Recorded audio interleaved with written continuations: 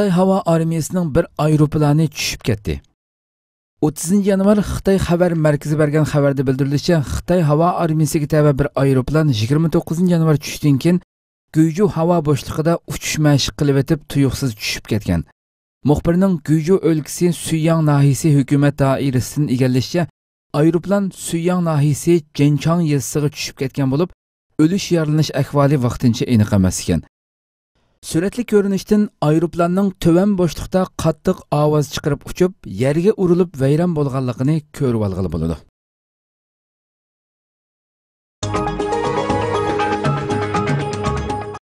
Xitoy vatanimizda yangi diniy ishlar nizomini sinoq qilish oldida turmoqda. 30 yanvar kuni Xitoy doiralari 2004-yili e'lon qilib ijro qilishga boshlagan diniy ishlar nizomining tuzitish kirgizilgan nusxasining 1-fevraldan boshlab kuchga ega bo'lganligini e'lon qildi. Ma'lum bo'lishicha, bu yangi nizomda atalmish terrorlik va chet elning singib kirish harakati bilan qat'iy kurash qilish bosh nishon qilingan.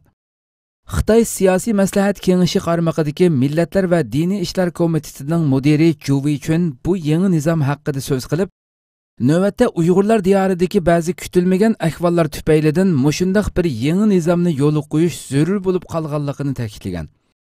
U bu vaqtda to'xtalib, navbatda diniy asabiylikning xirislari hamma yerni qoplamoqda. Mushundaq ahvolda vatanparvarlik tarbiyasi Xinjiangdagi masjidlarda umumlashishi lozim. Shundaqla terrorlikqa va asabiylikka qarshi turish tarbiyasini bo'shashmasdan davomlashtirishimiz lozim degan. Bu qadimgi yangi nizomda har qanday diniy asabiylik faoliyati uchun mablag' to'plash qat'iy man'iy qilingan. Shuning bilan birga har qanday shaxs yoki tashkilotning dinni vosita qilib turib davlatning bexatarligini buzishi, terrorlik qilishi yoki davlatni parchalashga urinishi cheklangan. 2016 va 17-yillari e'lon qilingan diniy ishlar nizomnomasiga selishtirganda bu qatim o'ttirg'i chiqqan bir zo'r o'zgarish uningdagi diniy omma va tashkilotlar jazman sotsializmning yadrolik qimmat qarashiga binoan dinni sotsialistik jamiyatga moslashtirishga aktiv hassa qo'shishi lozim degan mazmun bo'lgan. Xitoy doiralari Sharq Turkistonda keng ko'lamda ijro qilayotgan bostirish tadbirlarining ko'pinchisi diniy masalalarga chetildigan bo'lib, ba'zi tahlilchilar bu vaqtda so'z qilib, bu yangi nizom bundan keyingi diniy bostirishning texmi qattiq bo'lganligidan bishoratdir dedi.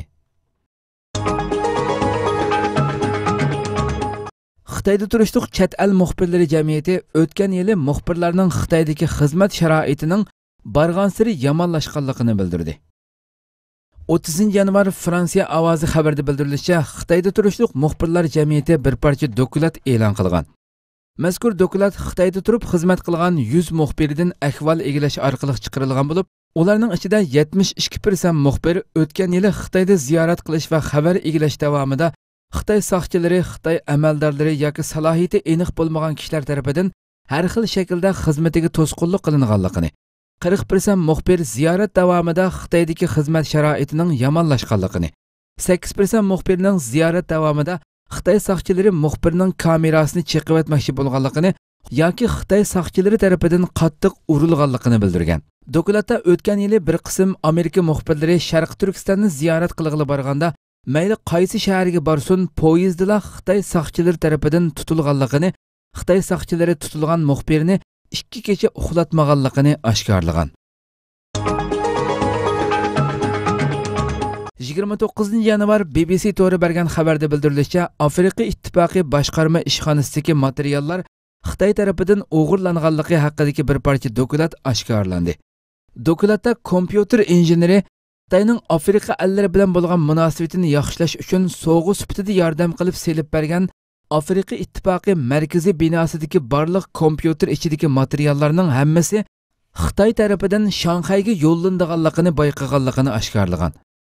Afrika ittifoqining ichki ishlar mas'ulidan biri har kuni oqshom Afrika ittifoqi maxfiy saqlagan materiallarning hammasi 2012-yildan 2017-yili 1-oygacha Shanxaydagi maxfiy mulozimat uskunasiga yo'llanib turganligini oshkorlagan.